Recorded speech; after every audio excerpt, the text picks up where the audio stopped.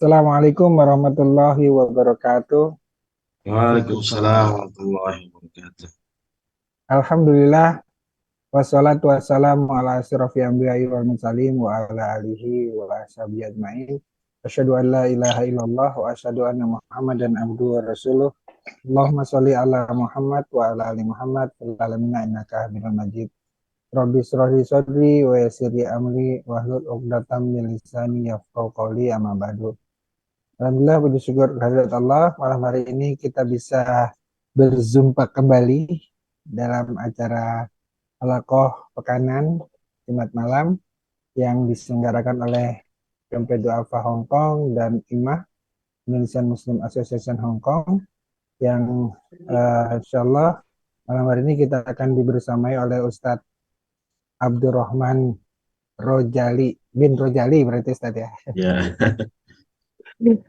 Yang malam hari ini insya Allah kita akan membahas tema mengenai apa tadi Ustaz? Cinta Allah maka cinta cintailah Allah. Rasul. Cinta Allah maka cintailah Rasul. Masya Allah ini dari judulnya ini sudah sangat menarik, mengenai mahabbatullah, jadi kecintaan pada Allah, eh, dan kita sudah selainnya sebagai manusia ciptaan Allah, eh, mencintai yang maha menciptakan Hmm. dan maha atas segala sesuatu, maha pengasih dan penyayang, dan kita berikan semua cinta kita kepada Allah. Dengan ketika kita cinta kepada manusia, kita pun harus cinta karena Allah. Nah, seperti itu kira-kira.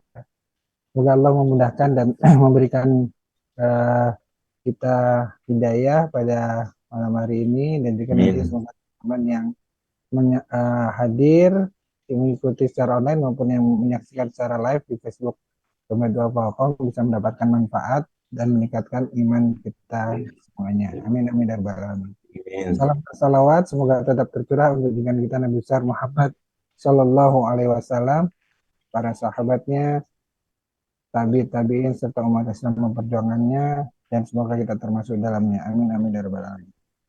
Eh, Amin. sebelum kita memulai acara ini, mari kita buka bersama-sama dengan bacaan basmalah. Bismillahirrahmanirrahim. Bismillahirrahmanirrahim. Selanjutnya kami silakan Ustaz untuk memulai paparannya. Pada Ustaz. Baik, terima kasih kepada Pak Adi. Bismillahirrahmanirrahim. Assalamualaikum warahmatullahi wabarakatuh. Waalaikumsalam. Waalaikumsalam warahmatullahi wabarakatuh. Alhamdulillah, alhamdulillahi wa kafa wassalatu wassalamu ala nabil mustafa wa ala alihi wa sahbihi ahli sidqi wal wafa. Asyhadu an la ilaha illallah wahdahu la syarika lah. Wa asyhadu anna Muhammadan abduhu wa rasuluhu la nabiyya wa la rasula ba'dah. Allahumma salli wa sallim wa karim wa azim wa barik ala habibina wa syafi'ina wa zuhrina wa qurrati a'yunina sayyidina wa maulana Muhammadin wa ala alihi wa sahbihi wa man tabi'ahum bi ihsanin ila yaumiddin. Subhanaka la ilma lana illa ma 'allamtana innaka antal alimul hakim. Qala azza man qail fi muhkamit tanzil wa huwa asdaqul qailin bismillahirrahmanirrahim. Yarfa'illahu alladhina amanu minkum walladhina utul ilma darajat. Allahumma anfa'na bima 'allamtana wa 'allimna ma yanfa'una warzuqna 'uluman tanfa'una fid dunya wal akhirah. Alhamdulillah yang sama-sama kami hormati, yaitu senior Imah Pak Didi atau Pak Arif Wahyudi. Mudah-mudahan selalu sehat walafiat, dimudahkan segala urusannya, diberkahkan rezekinya, keluarganya, Amin, ya dan Rabbal Alamin. nantiasa Allah bimbing gerak langkahnya untuk senantiasa menebarkan dakwah di negeri beton ini. Kemudian juga Pak Adi juga mudah-mudahan juga senantiasa dalam keberkahan, dalam kebaikan yang diberikan oleh Allah Subhanahu wa taala, senantiasa dijaga keluarganya, senantiasa Allah berikan keberkahan pada keluarga, istri dan anak-anak tercintanya kita semua juga mudah-mudahan terus dalam bimbingan Allah Subhanahu wa taala, dalam hidayah Allah Subhanahu wa taala. Dan juga ada Pak Gozali, kemudian juga yang sama-sama saya hormati, yaitu Pak Imam selaku GM Dompet Duafa Hong Kong. Nah, beliau ada tamu, eh, lupa namanya, dari BNI, itu lagi ngobrol di ruang tengah.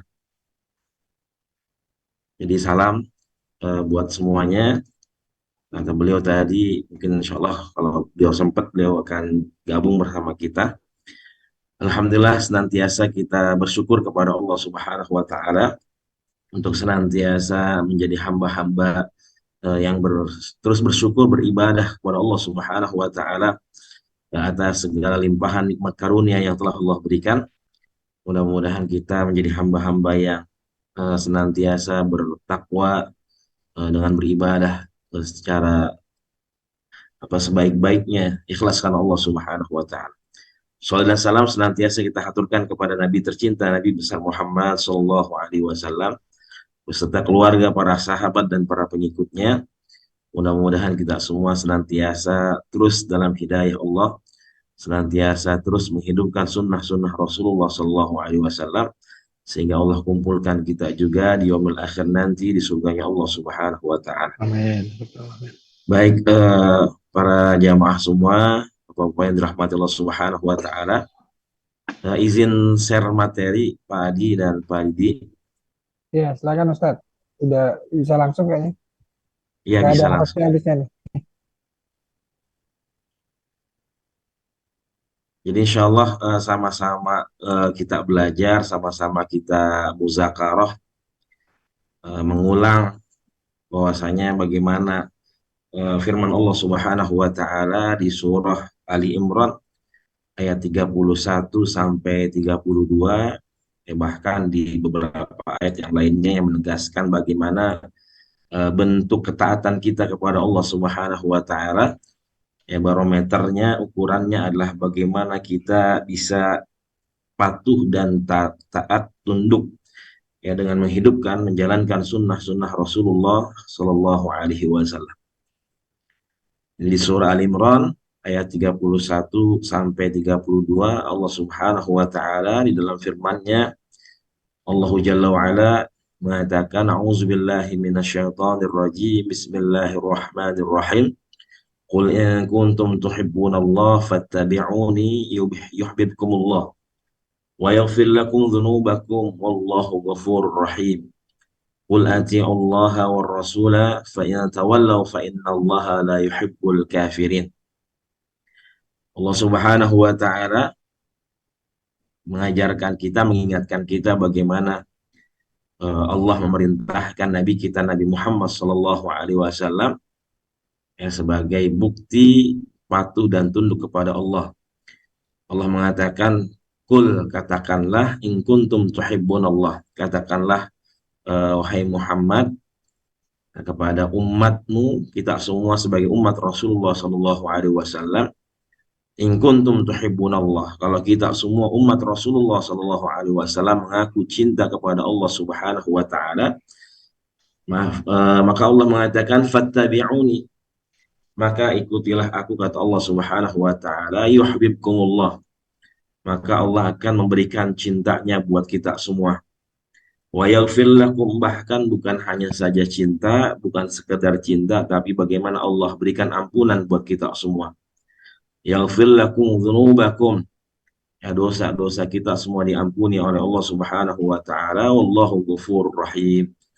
Allah Subhanahu wa Ta'ala Maha mengampuni dan Maha menyayangi semua hambanya. Qul ati'ullaha war rasul, katakanlah, ini sampai diulang ya Allah Subhanahu wa Ta'ala, bagaimana kita supaya bisa taat kepada Allah dan taat kepada Rasulullah sallallahu alaihi wasallam. Qul ati'ullaha war rasul, katakanlah, taatlah kita semua kepada Allah dan kepada Rasulullah sallallahu alaihi wasallam. Fa in tawallaw, ya kita semua jika kita berpaling ya dari taat kepada Allah, berpaling dari taat kepada Rasul, sesungguhnya Allah Subhanahu wa Ta'ala fa innallaha la yuhibbul kafirin, Allah Subhanahu wa Ta'ala tidak menyukai orang-orang yang kafir, orang-orang yang berpaling dari agama Allah Subhanahu wa Ta'ala dan risalah Rasulullah Shallallahu Alaihi Wasallam. Dan ini bisa dilihat juga beberapa ayat yang kita temukan bagaimana perintah Allah Subhanahu wa taala untuk senantiasa mengikuti Rasulullah Shallallahu alaihi wasallam. Terdapat di surah An-Nisa, Ali Imran, kemudian juga surah Al-A'raf, Al-Ahzab, kemudian Al-Hasyr, kemudian surah An-Nur, kemudian Syu'ara, kemudian An-Najm, dan ayat-ayat yang lainnya yang nanti bisa dilihat bagaimana ketaatan Allah Subhanahu wa taala itu dengan bagaimana kita taat kepada Rasulullah Shallallahu alaihi wasallam. Dan ini ada beberapa penjelasan para ulama tafsir bagaimana ayat ini surah Ali Imran ayat 31 32 ini diturunkan oleh Allah Subhanahu wa taala. Bahwasanya ada orang-orang Nasrani ya dari Najran yang menyatakan bahwasanya mereka mengagungkan Nabi Isa alaihissalatu wassalam. Ini adalah bentuk dari bagaimana mereka cinta kepada Allah Subhanahu wa taala. Ya, bahkan pengagungan mereka itu menjadikan Nabi Isa sebagai Tuhan dan sebagainya. Nanti ada orang-orang Yahudi juga yang mengatakan bahwasanya mereka juga adalah anak Tuhan, kemudian menyamakan ya nabi-nabi yang diutus itu dengan Tuhan sebagai bentuk cinta mereka kepada Allah Subhanahu wa taala, maka dibantah semua dengan ayat ini. Kemudian juga riwayat yang lain menunjukkan bahwasanya ayat ini turun menanggapi ucapan sementara kaum muslimin yang mengaku cinta kepada Allah Subhanahu wa taala. Lagi-lagi kita juga banyak disinggung para jamaah semua, bagaimana terkadang kecintaan kita ini hanya sebatas di lisan saja. Hanya sebatas di ucapan saja, tapi ketika praktek pengamalan ini jauh ya dari apa yang kita ucapkan. Nah, ini juga banyak bagaimana Allah Subhanahu wa taala misalkan di surah Al-Baqarah juga menjelaskan ada orang-orang munafik yang mengaku beriman kepada Allah Subhanahu wa taala. Ya, mereka mengaku beriman kepada Allah Subhanahu wa taala ketika Allah ceritakan wa min nasi man yaqulu amanna billahi wa bil yaumil akhir. Dan ada sebagian dari umat manusia yang mengaku mereka beriman kepada Allah dan beriman kepada hari akhir. Kemudian ini dibantah oleh Allah Subhanahu wa taala. Allah mengatakan wa ma hum bimu'minin. Ya, bahwasanya mereka nggak pernah beriman kepada Allah Subhanahu wa taala. Nah, ini juga di ayat ini menjelaskan bagaimana Allah bantah ketika kita mengaku cinta kepada Allah tapi kita tidak mau ikut aturan Rasulullah Shallallahu alaihi wasallam. Kemudian juga ada yang menafsirkan ayat ini turun di kaum Quraisy ya, ketika Nabi Muhammad Shallallahu alaihi wasallam berdakwah, kemudian diturunkan ayat ini ketika orang-orang Quraisy ya mereka mengagungkan Allah Subhanahu wa taala, akan tetapi mereka tetap menyembah berhala-berhala mereka. Ya, kita pernah dengar bagaimana Ka'bah itu dikelilingi dengan berhala-berhala mereka. Ya, artinya mereka mengakui adanya Allah Subhanahu wa taala. Ya, mengagungkan Allah Subhanahu wa taala. Tapi tata cara ibadah mereka itu nggak sesuai dengan perintah Rasulullah Shallallahu alaihi wasallam. Maka mereka sebenarnya mengagungkan Allah karena mereka nggak pernah menghancurkan Ka'bah di kota Mekah.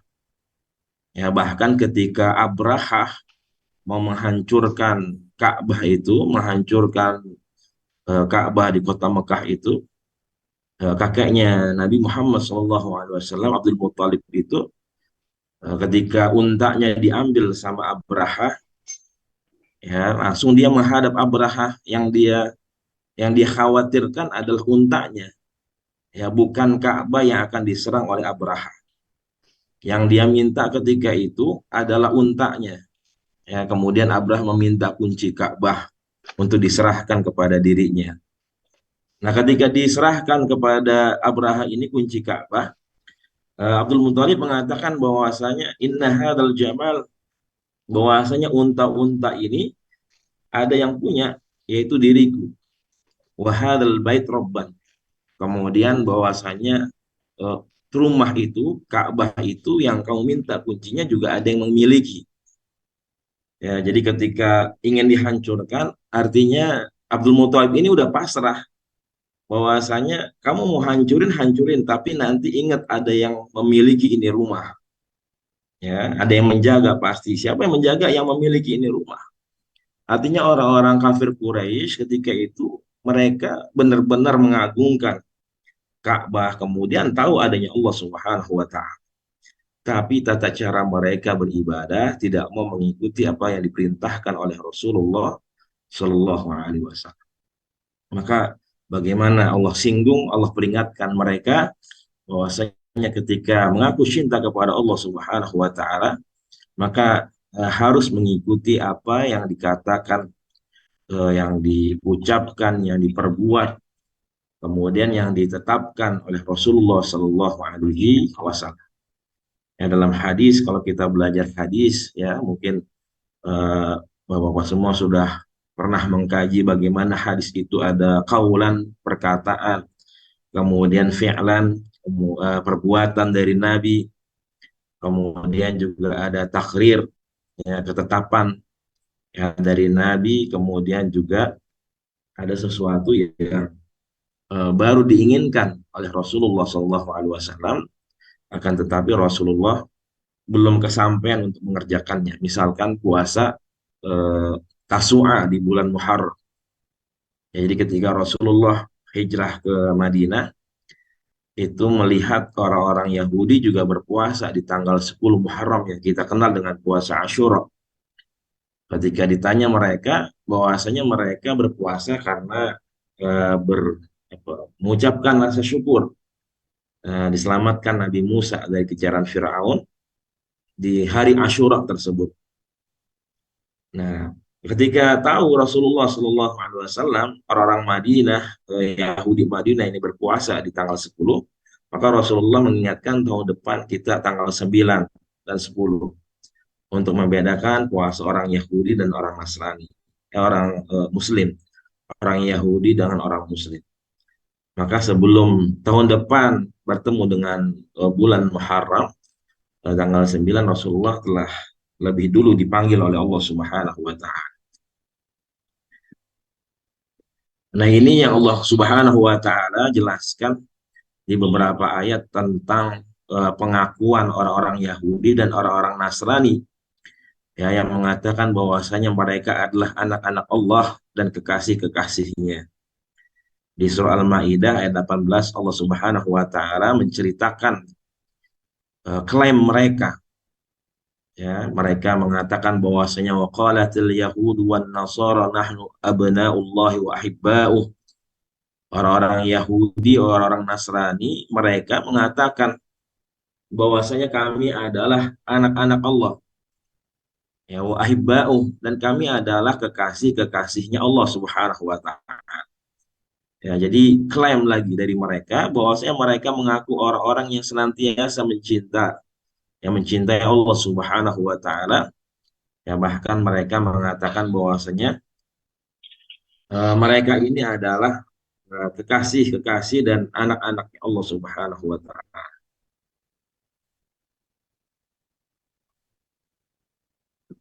Dan di ayat yang lain bisa kita lihat juga di surat Taubah ayat 30, ya, Allah Subhanahu wa taala menceritakan apa yang mereka katakan dari orang-orang Yahudi dan orang-orang Nasrani. Wa qalatil yahudu Uzairullah wa qalatil Nasara al-Masih ibnullah. Orang-orang Yahudi mengatakan bahwasanya Uzair adalah anak Allah Subhanahu wa taala. Kemudian orang-orang Nasrani mengatakan bahwasanya Al-Masih ibnullah, bahwasanya Nabi Isa alaihissalatu wassalam adalah anak Allah Subhanahu wa ta'ala.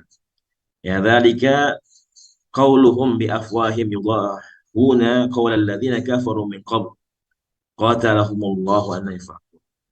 Bahwasanya bagaimana ucapan itu keluar dari mulut-mulut mereka. Ya, mereka juga meniru ucapan orang-orang kafir terdahulu, artinya eh, orang-orang kafir Quraisy ketika itu, sehingga mereka dilaknat oleh Allah Subhanahu wa taala. Ya, kita kenal bahwasanya bagaimana Nasrani dengan trinitasnya. Ya, ada Tuhan Bapa, Tuhan Anak, kemudian juga ada Roh Kudus, malaikat. Bahwasanya mereka berkeyakinan Allah itu satu, tapi ada tiga, gitu. Kemudian juga orang-orang Yahudi yang menjadikan Uzair ini adalah nabi yang diutus kepada mereka orang-orang Yahudi. Tapi mereka menjadikan Uzair ini sebagai ibnullah, anak Allah Subhanahu wa taala. Ya, dan mereka mengaku bahwasanya orang-orang yang mencintai Allah Subhanahu wa taala, lagi-lagi ya mereka tidak mau mengikuti apa yang dibawa oleh Nabi kita Nabi Muhammad Shallallahu Alaihi Wasallam. Ya, makanya Allah Subhanahu Wa Taala mengingatkan mereka, Qul atiullah wa atiur Rasul, Qul atiullah wa atiur Rasul. Di surah An-Nisa itu ada di ayat 59. Ya, taatlah kepada Allah dan taatlah kepada Rasul. Ya, wa ulil amri minkum. Jadi kalimat taatnya atiu itu ada di Allah Subhanahu wa taala dan kalimat Rasul. Ya Allah wa atiur Rasul. Taatlah kepada Allah dan taatlah kepada Rasul. Wa ulil amri minkum. Akan tetapi ketika Allah menyebutkan kata ulil amri, Allah tidak ikutkan dengan kalimat atiu. Sedangkan ketika menyebutkan kalimat Allah dan Rasul, Allah menyebutkan kalimat atiu. Allah wa atiur Rasul wa ulil amri minkum. Taatlah kepada Allah, taatlah kepada Rasul, dan kepada pemimpin-pemimpin kalian. Kenapa? Karena kalimat Allah wa atiur Rasul itu mutlak hukumnya. Artinya perintah untuk patuh dan tunduk kepada Allah, yaitu mutlak. Artinya nggak bisa ditawar-tawar lagi. Akan tetapi kalau perintah kepada ulil amri ini fleksibel. Artinya fleksibel ketika memang dia adalah ulil amri ini mengajak kepada kebaikan jalannya Allah, maka ini harus diikuti. Tapi kalau misalkan bertentangan dengan apa yang diperintahkan Allah Subhanahu wa taala dan Rasulullah Shallallahu alaihi wasallam, maka kewajiban kita untuk watawasau bil haqqi watawasau bis sabr. Saling menasihati dalam kebaikan dan kesabaran di jalan Allah Subhanahu wa taala. Jadi makanya Allah Subhanahu wa taala mengatakan qul in kuntum tuhibbunallah ya fattabi'uni yuhibbukumullah ya wa yaghfir lakum dzunubakum wallahu ghafurur rahim. Jadi ketika kita mengaku cinta kepada Allah Subhanahu wa taala, ya maka ikutilah Nabi Muhammad sallallahu alaihi wasallam. Ya maka bagaimana Nabi Muhammad sallallahu alaihi wasallam telah disebutkan di dalam kitab-kitab mereka. Orang-orang Yahudi, orang-orang Nasrani itu mereka tahu bahwasanya Nabi Muhammad sallallahu alaihi wasallam itu dijelaskan di dalam kitab-kitab mereka. Ya, misalkan Allah jelaskan di dalam surah Al-Bayyinah, ya.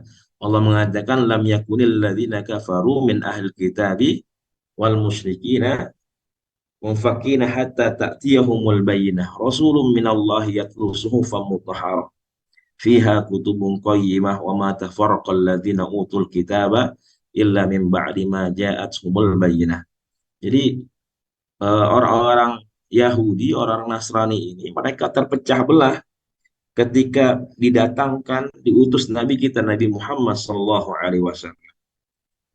Ya, karena mereka tahu ya ada ciri-ciri yang dijelaskan di dalam kitab-kitab mereka tentang kenabian Nabi kita Nabi Muhammad Shallallahu Alaihi Wasallam. Makanya ketika Rasulullah diutus, mereka terpecah belah tuh.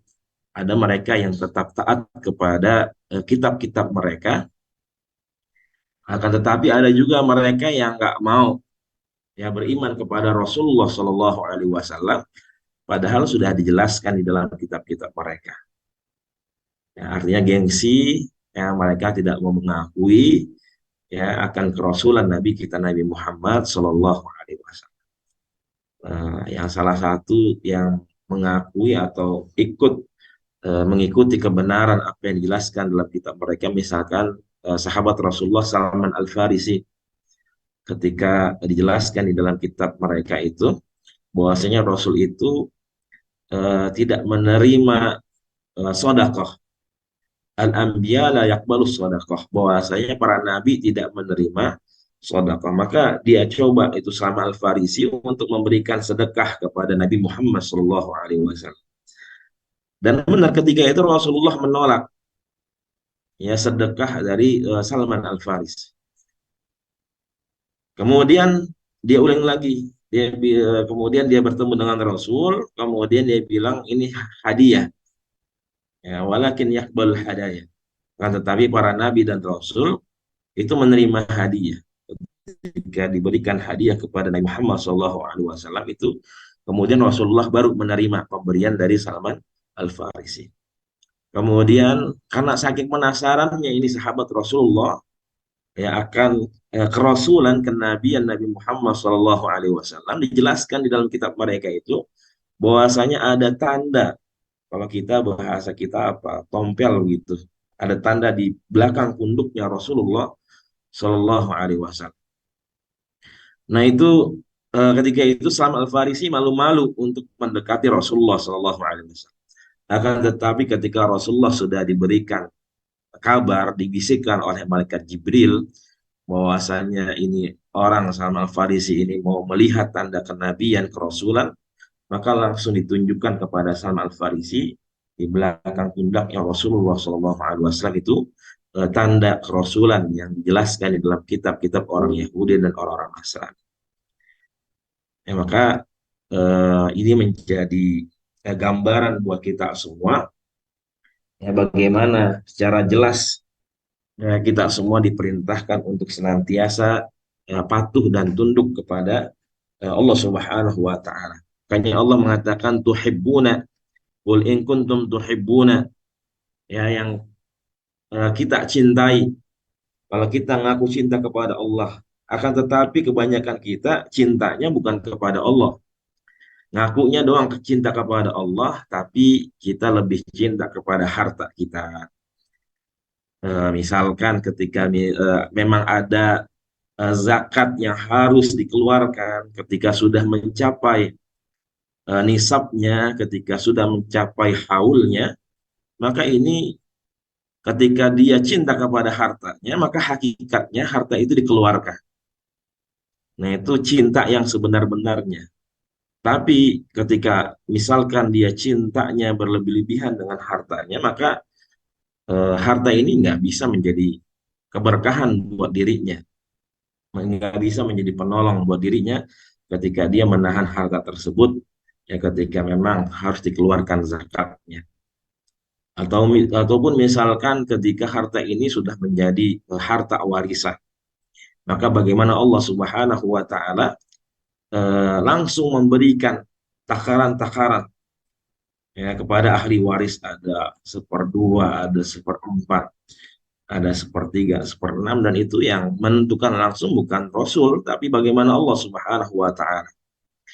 Nah, ketika kita mengaku cinta kepada Allah Subhanahu wa taala, bukan malah kita menahan hak orang lain, bukan malah kita tidak memberikan hak kepada ahli waris yang sebenarnya mereka itu punya hak di harta tersebut.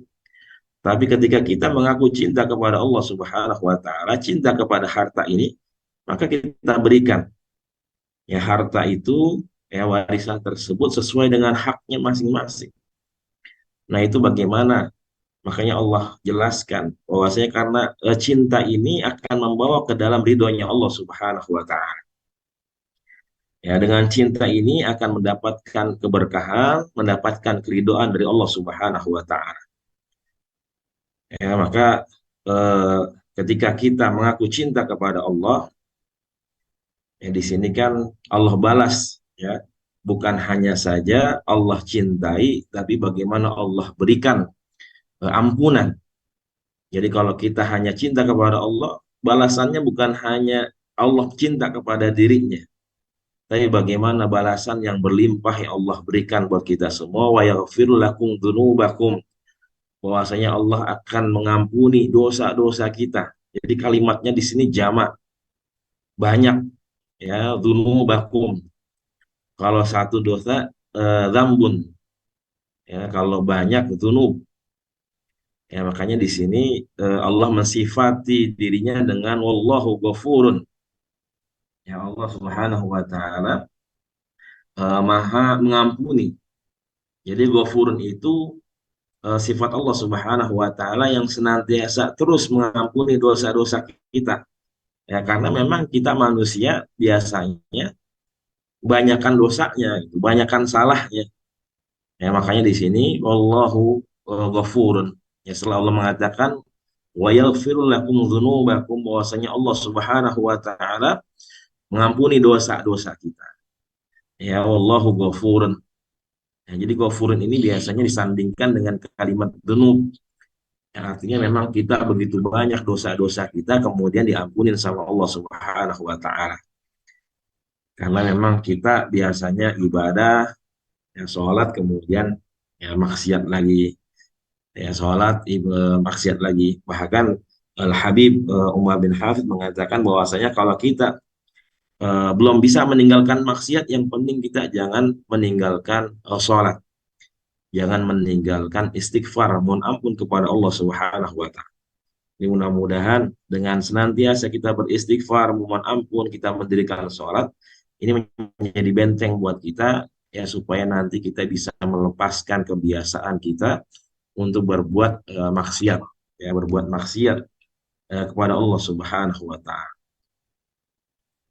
Ya, jadi dibalas oleh Allah Subhanahu wa taala dengan balasan yang berlimpah. Kemudian di ayat 32-nya, ya Allah ingatkan kita untuk taat kepada Allah dan Rasul. Ya ketika kita berpaling, fa innallaha la yuhibbul kafirin. Artinya ketika kita nggak mau patuh dan tunduk kepada Allah dan Rasulnya, yang tadi jadi barometer ukurannya adalah Rasulullah SAW, maka kita termasuk orang-orang yang kufur di jalan Allah Subhanahu wa Ta'ala.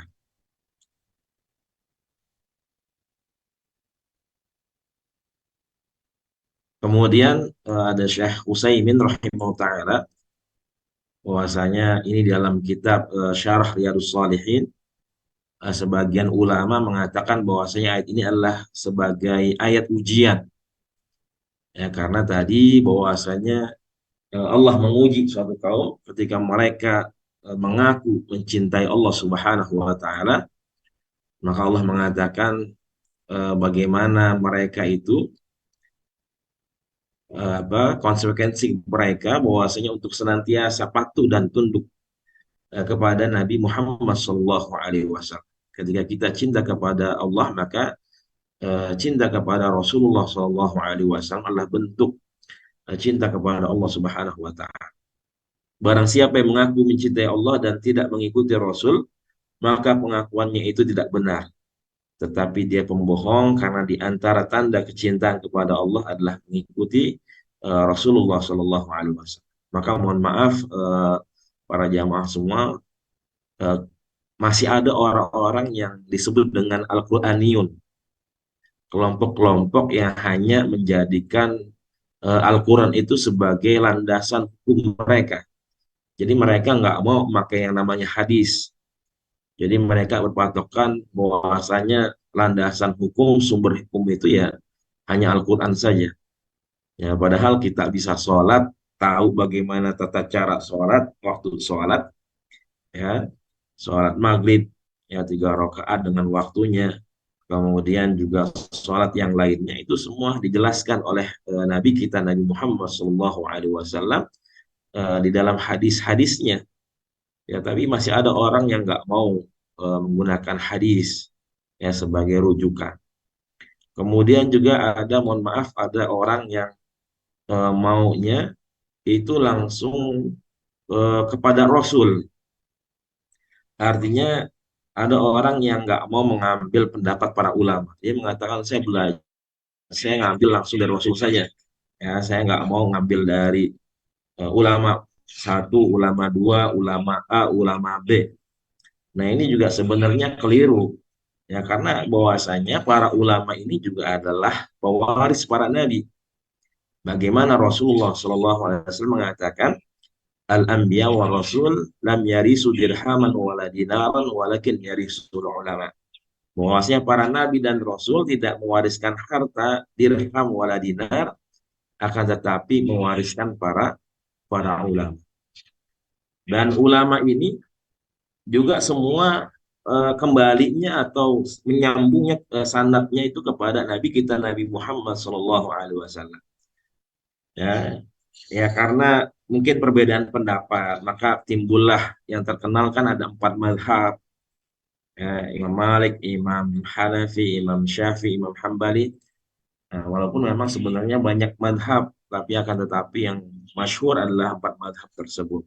Dan semuanya mempunyai dalil yang bersambung kepada Nabi Muhammad SAW. Kalau kita kan, kalau belajar hadis, kita kenal yang namanya isnad. Ya, bahwasanya dikatakan Al-Imam Ibnu Arabi, laulal isnad laqala masya'a wa masya'a. Kalau nggak ada sanad, orang akan berkata seenaknya, semaunya.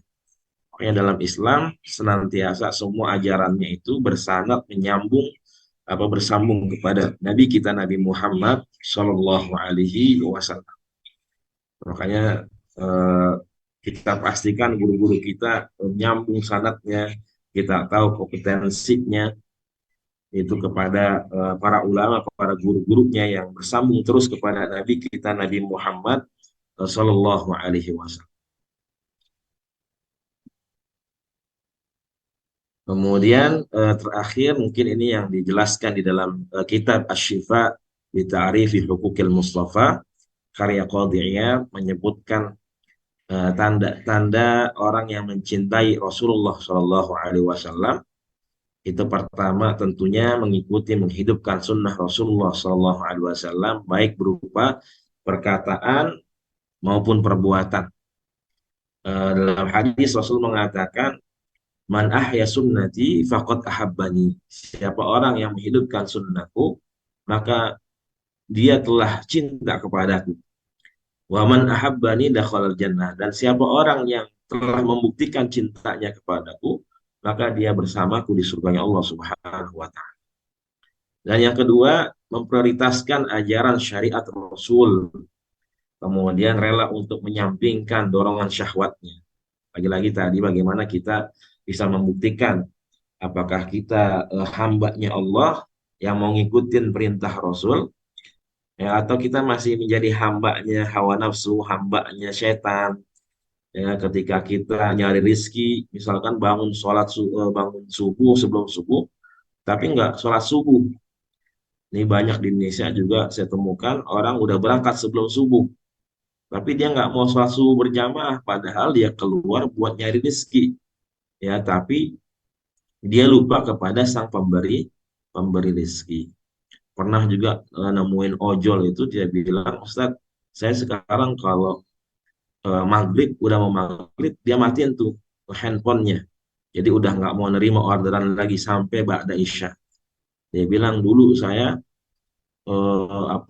ngejar dunia banget. Pokoknya ketika ada orderan masuk maghrib, yang pasti nanti mepet ke isya. Yang ada kita nggak sholat, ya bablas semuanya.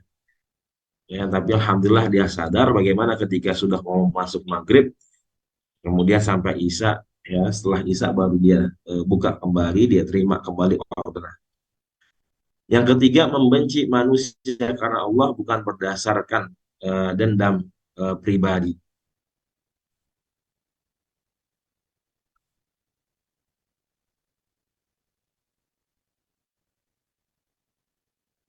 Membenci manusia karena Allah bukan berdasarkan dendam pribadi. Artinya sebenarnya membenci manusia karena Allah karena dia memang bermaksiat. Artinya perbuatannya yang dibenci.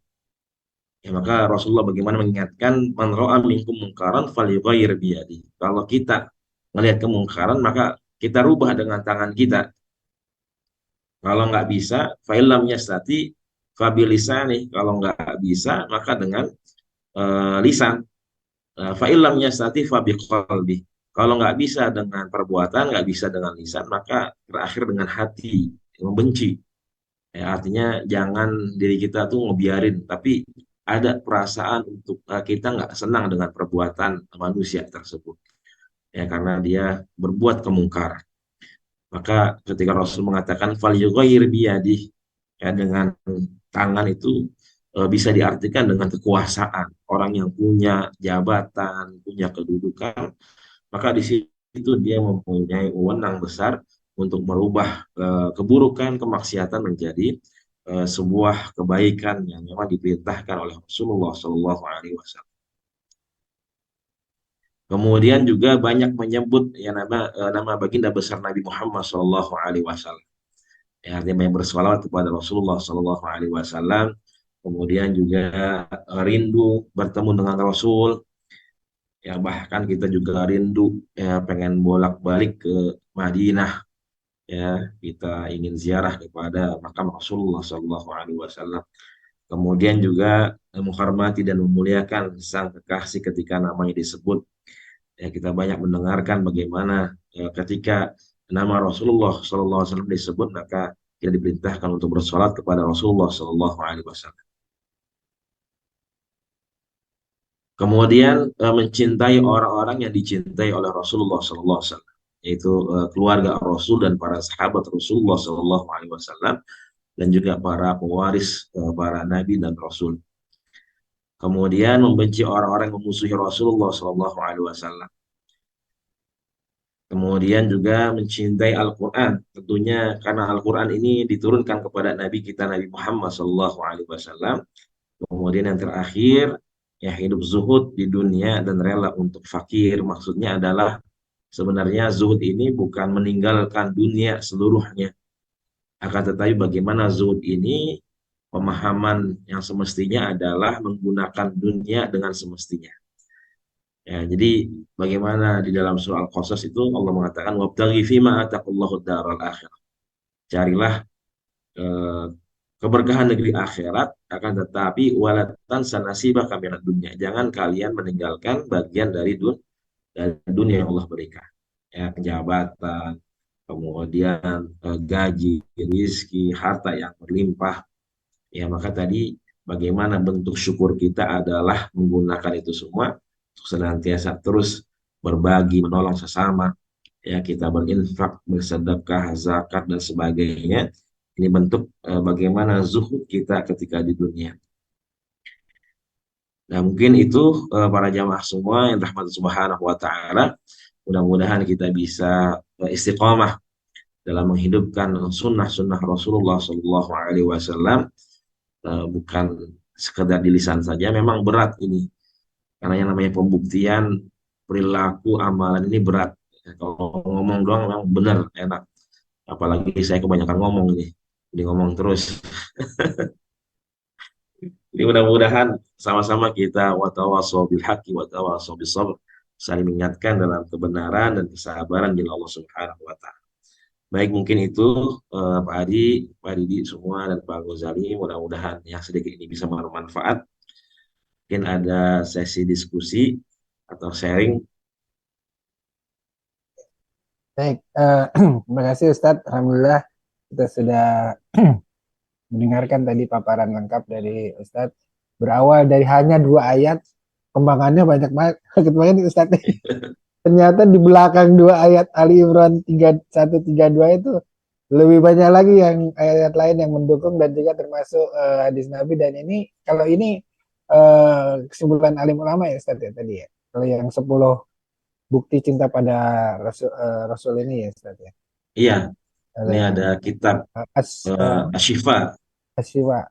Asyifa bitarifi hukukil Mustafa. Itu artinya bahasa Indonesianya apa sih? Asyifa. Asyifa itu seperti Obat ya. Obat ya, dengan kita mengetahui hak-haknya Nabi Muhammad SAW. Oh, hukukil Mustafa itu ini ya. Ya, jadi mudah-mudahan buku ini bisa menjadi obat karena kita biar tahu bagaimana kemuliaan hak-haknya Nabi kita Nabi Muhammad SAW. Baik, Masya Allah. Iya.